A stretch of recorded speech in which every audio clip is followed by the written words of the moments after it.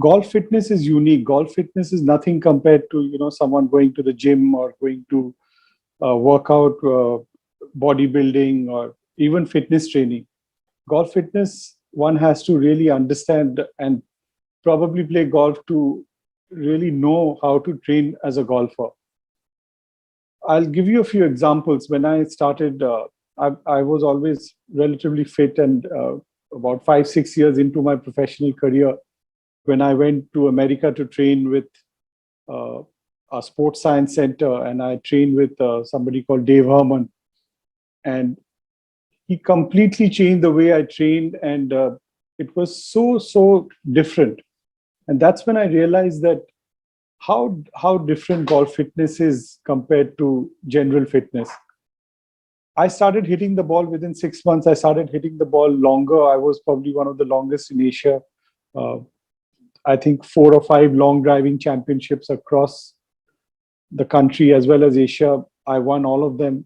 I never lost a long driving championship. I was playing the US Open qualifier where they actually tested my driver because they felt that there may be something wrong with the driver. It may be illegal how far the ball was going.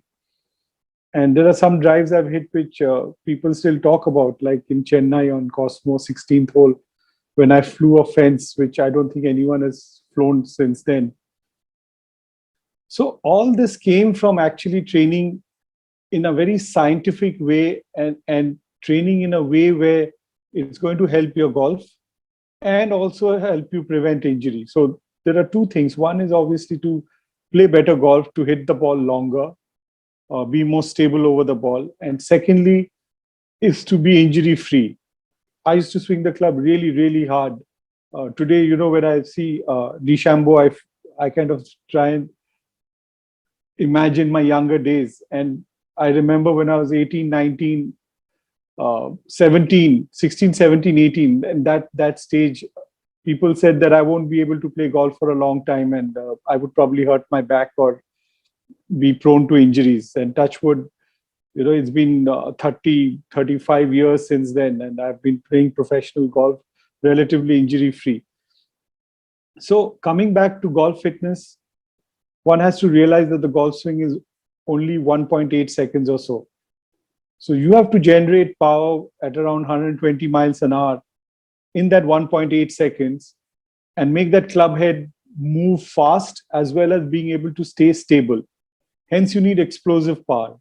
So the myth of golf training where people did a lot of reps, lighter weights, is completely gone out of the window. You have to train heavy. You have to do lesser reps, maybe 5, 6, 7 reps or maximum 8 reps. And that's how you train explosive power. You do plyometrics, you do weight training with movement so that you can rotate and you can create that speed with your hands and body. Also, heart training, that I'm going to talk about after I finish with the weight training. But heart training is extremely important for you to be able to handle pressure.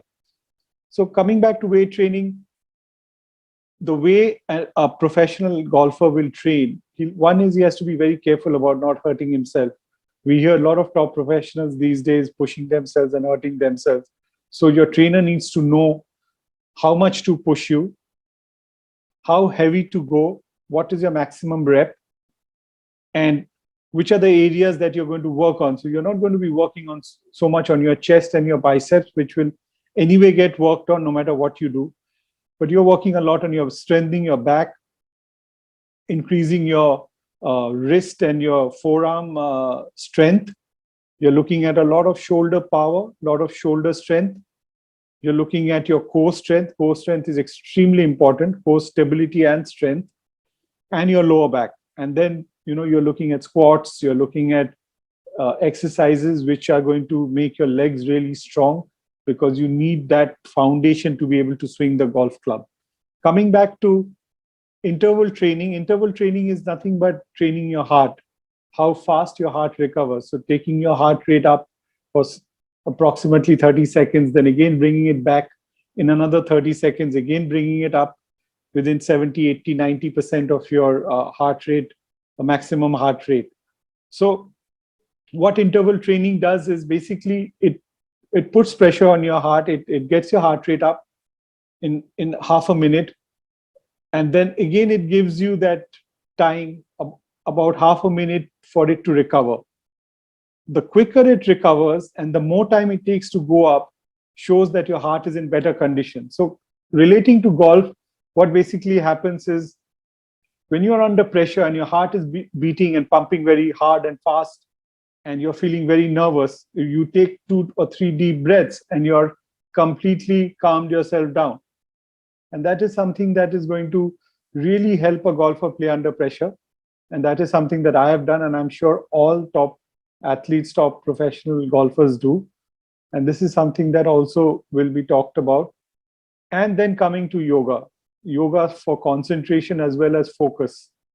So concentration, so that you can put your mind onto the game, completely focus on the shot in hand. And because golf is a game where you're hitting a stationary ball, the concentration levels have to be much higher than playing a moving ball.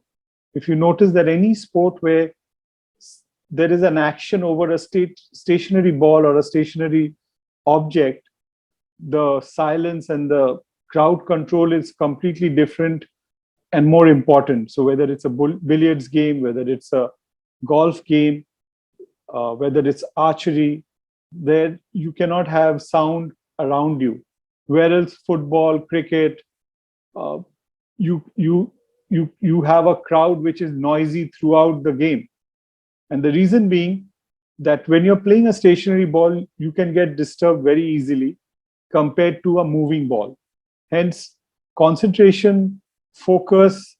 Somebody moves behind you and you hit a bad shot. You can't recall the shot. The shot is counted.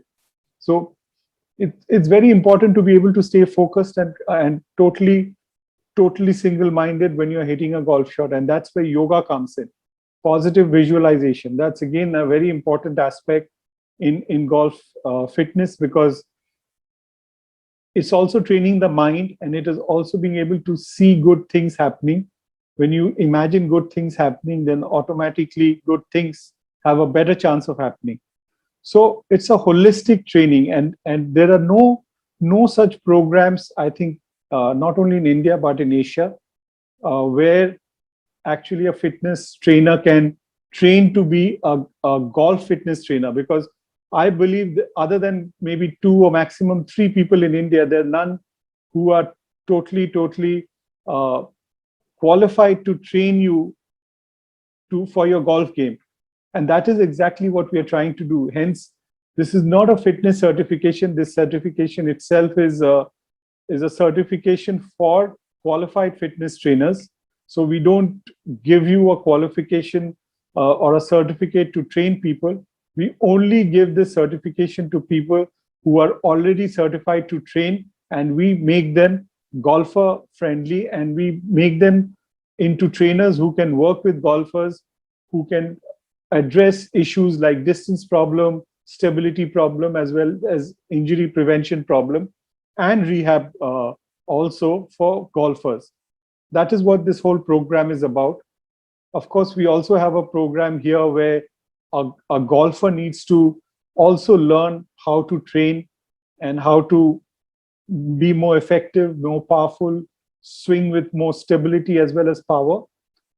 And this course is also for those golfers who want to learn and understand how golf fitness works. But it comes with obviously a disclaimer that youngsters who are not certified fitness trainers should only use this as a knowledge and not to actually become trainers or train themselves even, but to help and educate their trainers so that they can train them in a better way and in a more effective way for a golfer.